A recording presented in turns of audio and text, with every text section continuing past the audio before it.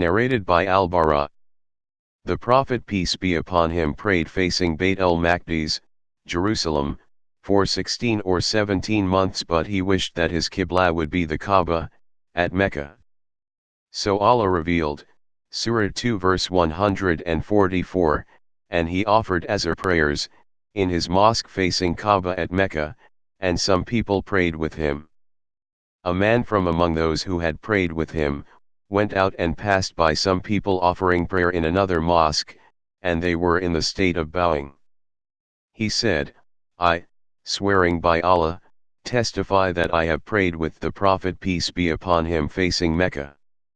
Hearing that, they turned their faces to the Kaaba while they were still bowing. Some men had died before the Qibla was changed towards the Kaaba. They had been killed and we did not know what to say about them, whether their prayers towards Jerusalem were accepted or not. So Allah revealed, and Allah would never make your faith, prayer, to be lost, your prayers offered, towards Jerusalem.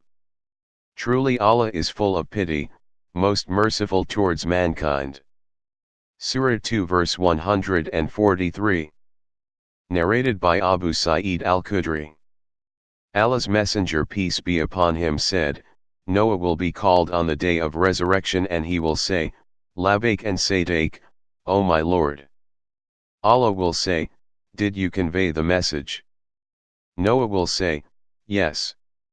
His nation will then be asked, did he convey the message to you? They will say, no warner came to us. Then Allah will say to Noah, who will bear witness in your favor? He will say, Muhammad and his followers. So they, Muslims, will testify that he conveyed the message. And the apostle, Muhammad, will be a witness over yourselves, and that is what is meant by the statement of Allah, thus we have made of you a just and the best nation that you may be witnesses over mankind, and the apostle, Muhammad, will be a witness over yourselves. Surah 2 verse 143. Narrated by Ibn Umar.